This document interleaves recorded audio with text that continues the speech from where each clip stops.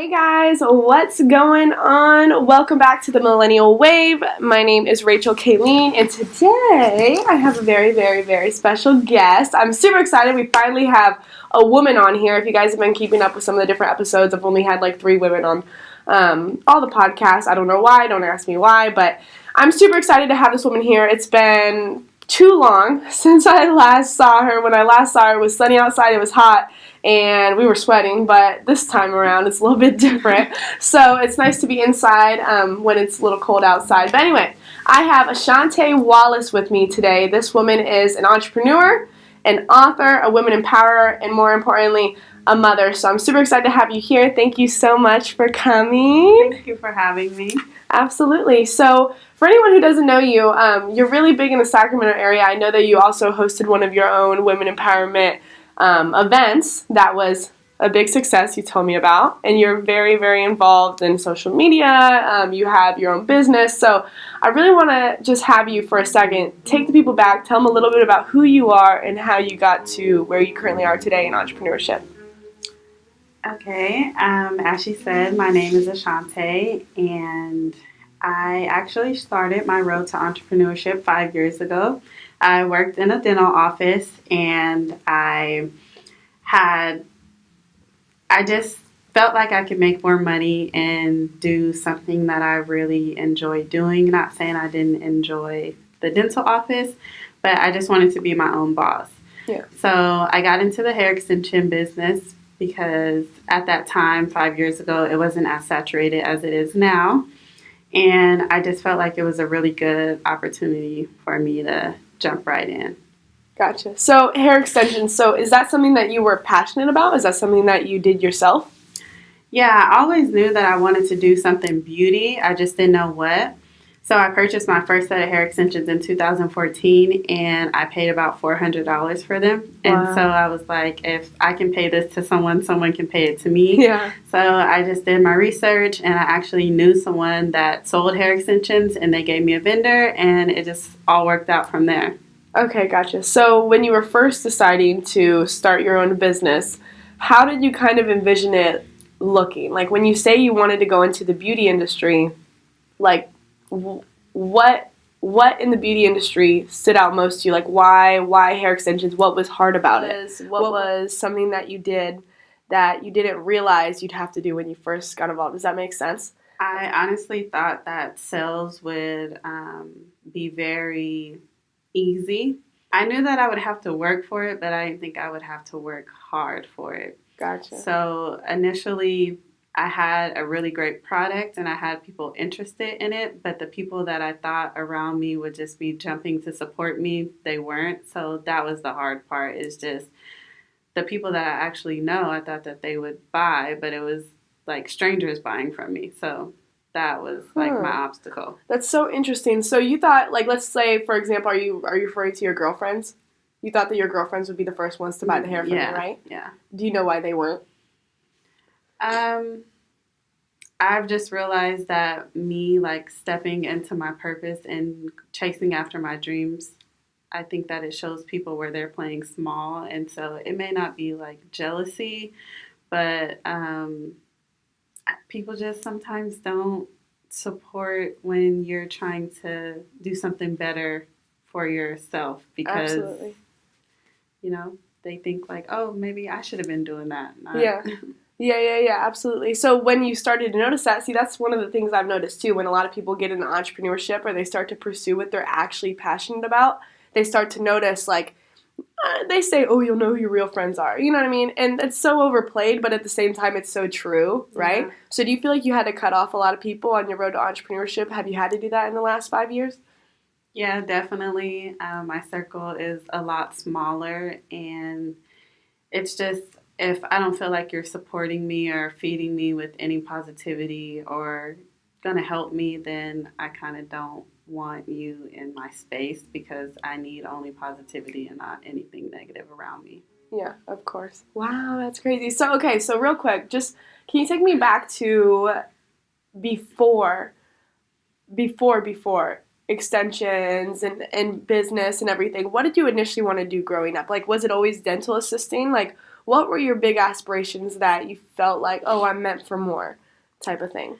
So I did want to be a lawyer when I was in high school, and then when I got to college, I wanted to do more dental, and that was just because I had braces for a really long time, and I was fascinated by it. But even being a lawyer or an orthodontist, because that's originally what I wanted to be, that was being my own boss or having my own business. So I knew I wanted to be an entrepreneur and not work for anyone. Yeah, and what's interesting about what you said is a lawyer and an orthodontist, they both make good money, right? To what, when people in America would say, oh, you make 6 figures or more, you're living life, you're doing great. And let's be real, that's great, you know what I mean? I think they say the 1%, that 1% of America, that starting income is $400,000. People think that, oh, it's $1 million a year. Everyone's after that, $1 million a year, $1 million a year, $1 million a year. But it really starts at $400,000. And being a lawyer and orthodontist, are those the 2 things that you were really after? Was I want to be able to make a lot of money. Is that why you were considering those 2 different career options? Yeah. And when I was younger, my mom exposed me to a lot of different things. When I was 16, I went to Europe for 3 weeks. And then when I was 17, I went to China for another 3 weeks. Wow. So I just seen a lot of things, and I just felt like I could have more and be more and do more. So just being exposed to all the things that I was exposed to when I was younger, I never wanted to play small. Okay. And I'm sure you've seen other people play small. I'm sure you've seen other people not live up to their full potential when they have it within them. Do you credit that back to the things that you were able to see when you were younger, that your mom exposed you to, that you were able to go and explore and adventure? And do you think that if you wouldn't have had those things, you would be where you are right now? Yeah, I definitely believe that it is from all the experiences that I've had in life, because also too, you have to just want it for yourself. The person has to have it within them. Let's say, for example, someone that's grown up and they've only known Sacramento. They've only known, their city where they grew up in. But yet they go on to bigger and better things that they probably had never even, that are better than their dreams were, whatever it may be. Those people, they just have a certain type of fire within them. We can't really explain it. They just have something. They knew from a young age that they were meant for more. I think we all know that, but there's some people that go after it, and then there's some people that don't. They let fear hold them back, right? But interesting. So now you start your extension business. Fast forward, how did things go? When did you start to see a little bit of a pickup in your business? When did you start to see some traction, some momentum? So within the first year, I did see traction. I did have people buying. However, like I said, it was more of people that I didn't know that supported me more than the people that I actually knew. And what really made my business pop more than ever was when I decided to expand and go to cosmetology school. And I really went to cosmetology school to gain more knowledge of the beauty industry. But then I found out that I was actually really good at hair and had a passion for doing hair. So now I not only sell hair extensions, I do hair as well. Do you think that doing hair has helped you 10 times your extension business because you have so many clients that go and get their hair done? Oh, hey, you're able to kind of add it in there. Yeah, it definitely helps. Even before I started doing hair, people would ask me okay, well, you sell the hair. Can you do my hair? And I'm well, I don't really do hair. So It has helped me a lot doing hair now. Okay. And then what's the ultimate goal with that? Now that you graduated, right? Mm-hmm. Woo, congrats. Yeah. And then you have the extension business that you've now had for 5 years. Mm-hmm. How long was school? How long did you have to go to school for? It took me a year. Oh, it took you? Oh, that's not bad. Yeah. That's not bad at all. Yeah. So how was that? What? It's so funny. People always say, do you think that your passion is, it's something that you find or it's something that you already have?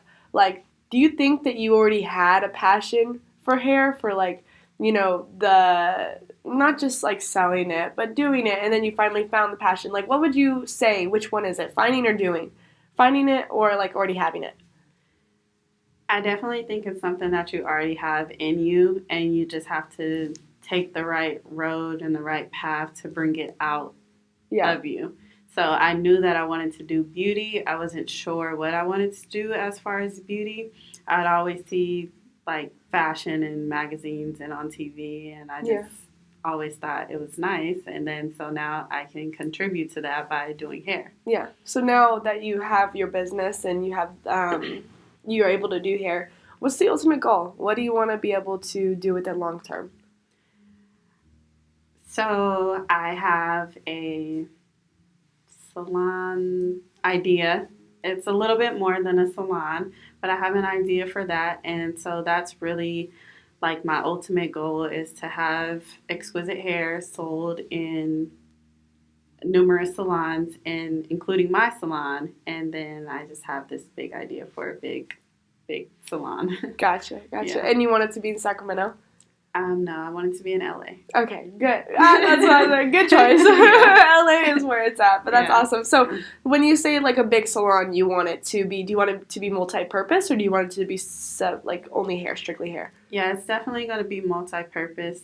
That's why I can't really say it's like a salon. It's like a salon, like a spa. center. Yeah, okay. It has a lot in it. Yeah, of course. So for anyone wanting to start their own business, I think this is a good like segue into your book because you actually just wrote a book, right? Yeah. About how to start a business with no money and how you started your business with no money. So why don't you tell them a little bit about why you decided to write the book and kind of what went behind that? So the question is for everyone is like, how do you start a business with little to no money? And I know that there are so many people that want to start businesses that really just don't know what direction to go. You do need, money to get like your business license and all the proper paperwork. So you do need to figure that out. And in my book, I tell you how you can figure that out to get that money. But I just wrote it because I really thought that it was a need and it would be helpful to people. And ultimately, I want to help people. Yeah, of course. So you're telling me that you literally started your business with no money. I'm not saying, like I said, you need money for like all your licenses and stuff. And I was working as a dental assistant previously to that. So I did have money saved up. But hair extensions with drop shipping and all that, you can definitely start that with no money. So yeah, of course. Huh. Yeah. So going into like the starting your own business, what was the hardest part about it? Like the technical side, like getting a business license, tax forms, things of that nature. I've just been really blessed throughout my whole journey to where I have had people that I know that have started businesses already and been very successful with their business. So I just had a lot of help, a lot of people that wanted to help me and mentor me with, getting all my proper paperwork filled out and marketing and what I need to do to run a successful business. Of course. And that's why you decided to write the book, was to be able to share what you've learned from those people with others. Yeah. How long did it take you to write the book? Honestly, it took me about 2 weeks. Really? Yeah, it was a really fast thing. Oh my gosh. Yeah. Did you have it edited? Like, did anyone, go through it, edit it for you? Yeah, I had a couple people edit it. They read it and I'm really a good writer. Yeah. So it wasn't a lot that they had to edit, but I did have help from other people to make sure I was saying the right things and using proper grammar and things like that. Oh wow. So now you have, how long is the book? It's an ebook, and so it comes out to about 24 pages. Oh wow, that's not bad at all. Yeah. That's but it's full pages. Yeah. Okay, got it. There's different chapters, different sections. So one of them is about starting your business. That's the first step, the business license, business name, all that. You got to get the proper paperwork. Then of course, what's the next step? The next one is marketing, and then the next one is funding, and then so I break it up into four sections. Mm-hmm. And then the last section is just me giving tips and talking about my journey and just motivating people. Okay. Got it. Wow. So what if someone wanted to start a business with, you see a lot of online entrepreneurs, they don't really have a product. They don't really have a service. They kind of just have themselves, their brand, right? Would you suggest someone that is trying to brand themselves as, a credible figure, an authority, a leader, a speaker, or whatever it is that they're after. You know what I mean? They're trying to attract the right people to them, to their tribe. Would you tell someone like that to go and get a business license to be able to have all those things ready for if they do choose to sell anything? Or what would you tell someone that is completely opposite of how you started? Like now I know that you're venturing off into obviously social media, getting your name out there, building your brand, and just doing all these different multifaceted things. You just wrote a book. What would you tell someone that is doing what you're doing now, how they would start it if they just want to do simply that instead of selling a product or service? So you're saying basically if they just wanted to build a career off of like social media? Yes, like a brand off of social media. There's a lot of people like, in their 20s like, hey, I want to be on this platform and I want to be the authority on it. What would you tell them? Would you tell them, oh, no, you need a product, you need a service, or can they do it just themselves? They could definitely do it themselves, and whatever name they want to go by, I would make sure it's trademarked, so all the work that you're putting in, someone can't take that away from you. So I would have my business structure set up for myself if that's, just what I wanted to do rather than sell a product, just so all the hard work that you're putting into it wouldn't be taken away. Yeah. And have you ever seen anyone get basically their name taken away? Have you ever seen anyone have that happen? No, I haven't, but I know that it's definitely possible. a possibility, especially if you're getting up there, right? Yeah. Awesome. So now that you're venturing off into branding, right, and social media and YouTube and the book, what made you want to go those routes when you already have like a really good business? You obviously graduated. What made you I want to go into social media now. I want to be able to share my knowledge with other people. What sparked? I am all about helping people, and like you said, I do the women's empowerment, so I just felt like there was a platform where I needed to share my story and my voice and just be an inspiration to people, a motivation to people, and I feel like social media is the way to do it. You have people that want to see you and want to see what you're doing, and if you can be a positive light to people, then why not do it? Of course. Okay, and I've noticed also you said you've seen a lot of traction with YouTube since you started, 4 weeks ago? Yeah. Okay, literally, guys, like we all know, anyone that has a YouTube channel, if you have over 200 subscribers in 4 weeks, that's pretty freaking good.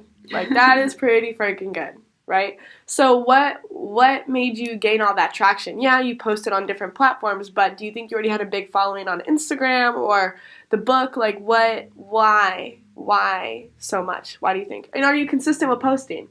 Yeah, I'm very consistent. I post on Mondays, Wednesdays, and Saturdays. And I believe that is what helped me. And before I started, I did research on like how to be successful with a YouTube channel. And the number one thing was really to just be consistent.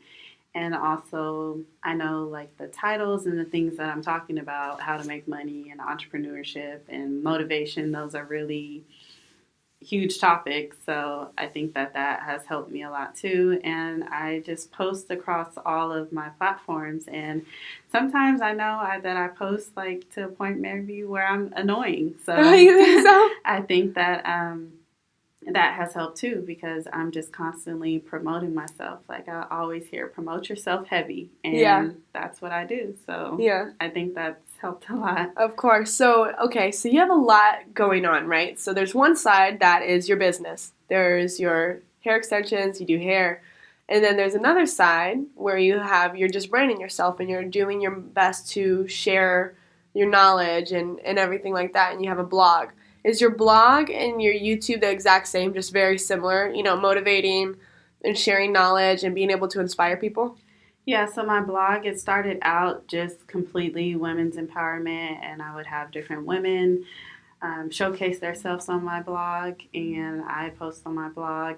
And now I'm opening it up to more of my YouTube content, posting that on there as well. So it's a little bit of both. It's still really women's empowerment, but it's a little bit of both. Okay, got it. And it kind of brings me to, have you seen, like, when you do motivational and inspirational talks, do you ever feel like, oh, sometimes I just want to like showcase other things that I'm passionate about? Do you feel like that would mess up the branding message? Like if you, I don't know how to explain. Like for me, like let's say I like to do the same thing. I like to do entrepreneurial talks, like talking about business, mindset, things of that nature. But then there's sometimes where I'm like, I just want to showcase like a random day with my friends when it has nothing to do with that. It's like I don't want to create a whole new YouTube channel to be able to do that. I want to be able to incorporate it into what I'm already doing. But how can someone that wants to like 100% show themselves, be themselves, show everything about their life, but then still keep it professional, how would you suggest someone do that?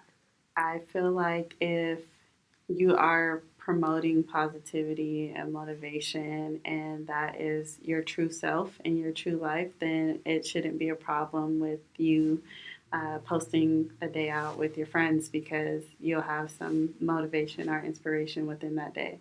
Oh, like a vlog style. Yeah. Got it. So, okay, and you said you post Monday, Wednesday, Saturday? Yeah. Okay. What are they different like talks each day or is it just different? Everything's different.